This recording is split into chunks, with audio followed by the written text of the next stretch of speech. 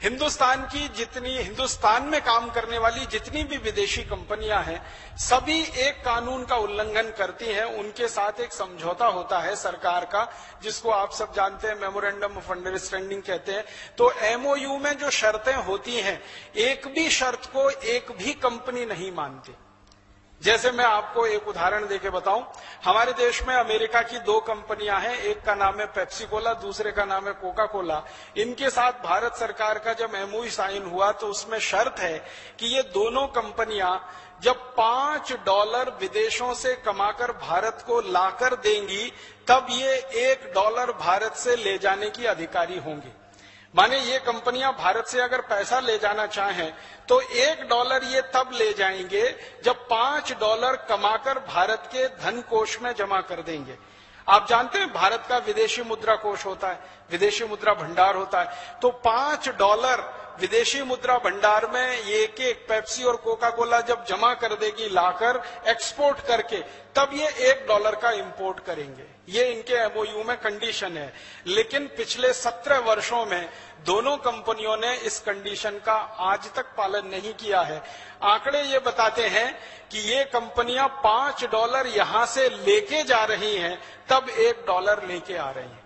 तो एमओयू की जो सबसे प्रमुख शर्त है, उसका उल्लंघन हो रहा है। हमारी सरकार के द्वारा मंत्रालय ने जो साइन किया है एग्रीमेंट, उसका उल्लंघन हो रहा है। हम इनको कोर्ट में घसीट सकते हैं और बहुत आसानी से इस पर फैसला ले सकते हैं। एक इसी तरह की एमओयू की शर्त है कि पेप्सी और कोका कोला कंपनी भारत देश में सॉफ्ट ड्रिंक नहीं बेचेगी। पानी जो बोतल में भरा हुआ है, जिसको कार्बोनेटेड वाटर कहते हैं, वो नहीं बेचेंगे। इनका भारत में आने का मुख्य मकसद है और एमओयू की कंडीशन है कि भारत के किसानों का आलू, टमाटर, प्याज, गोभी, पत्ता गोभी, गाजर आदि आदि जो फल हैं, सब्जियां हैं, जो हर साल 60,000 करोड़ के खराब हो जाते हैं, उनको प्रोसेस करके ये भारत में और भारत के बाहर विदेशों में बेचेंगे। प्रोसेस करके बेचेंगे, कच्चा माल भी नहीं बेच सकते, प्रोसेस करके बेचेंगे।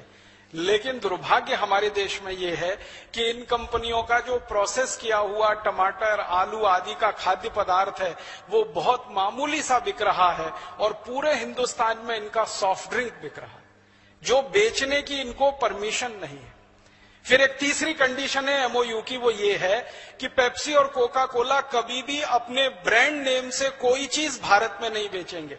माने पेप्सी नाम से कुछ नहीं बिकेगा, कोका कोला नाम से कुछ नहीं बिकेगा, वो अपने ब्रांड नेम का भारत में इस्तेमाल नहीं कर सकेंगे।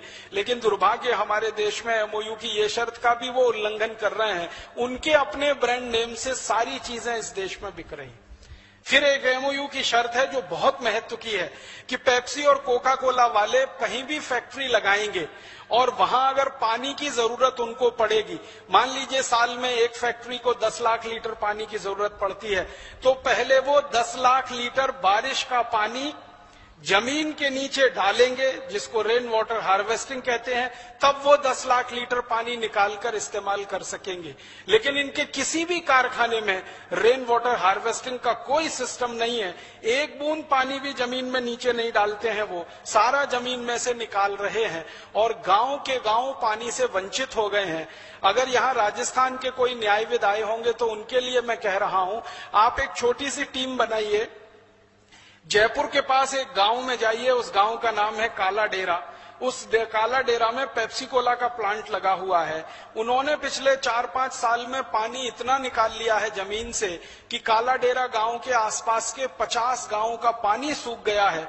अब उस गांव के किसानों को पीने के लिए पानी लाने के लिए टैंकर मंगाना पड़ता है, 3-4 किलोमीटर दूर जाना पड़ता है जानवरों के पानी की व्यवस्था के लिए। सारा पानी पेप्सी कोला कंपनी ने खर्च कर दिया। ऐसी एक नहीं, बहुत सारी शर्तें हैं। एक शर्त यह है कि पेप्सी कोला और कोका कोला कंपनी भारत में आएगी, एक भी व्यक्ति का रोजगार अगर उनके कारण जाएगा तो कंपनी की जिम्मेदारी होगी, माने वो किसी को बेरोजगार नहीं कर सकते। लेकिन इन दोनों कंपनियों ने भारत में आकर क्या किया, हमारे देश के जो स्वदेशी बॉटलिंग प्लांट थे, आपको मालूम है एक कैंपा कोला हुआ करता था, एक 777 हुआ कर सकता होता था, एक फेंटा हुआ करता था, तो ये स्वदेशी बॉटलिंग प्लांट थे सॉफ्ट ड्रिंक्स के, इन सबको टेक ओवर किया पेप्सी और कोका कोला ने, खरीदा। फिर इनमें से हजारों कर्मचारियों को बाहर निकाल दिया और बहुत थोड़े से कर्मचारियों के साथ उनका अब बॉटलिंग प्लांट चल रहा है। तो मैंने आपको ये पेप्सी कोला का नाम लेके कहा, इनके एमओयू की एक भी शर्त ये नहीं मानते हैं, सब शर्तों का उल्लंघन करते हैं और धड़ल्ले के साथ भारत में व्यापार करते हैं। तो हम सब अगर न्यायविद इस पर काम करें और एक अच्छी सी पिटीशन ड्राफ्ट करें और हिंदुस्तान के अलग अलग अदालतों में, मेरा ये मानना है कि हर डिस्ट्रिक्ट कोर्ट में जहां पेप्सी और कोका कोला का प्लांट है, हर डिस्ट्रिक्ट कोर्ट में हम पिटीशन फाइल करें। बाद में वो हाई कोर्ट जाएगा तब देखेंगे, सुप्रीम कोर्ट जाएगा तब देखेंगे। हर जिला अदालत में ये पिटीशन फाइल हो जाए और एक साथ भारत के 680 जिलों में पिटीशन आ जाए, तो पेप्सी और कोका कोला वालों की नींद हराम तो हम कर ही सकते हैं। हिंदुस्तान से उनको भगाने की रास्ते तो खोल ही सकते हैं।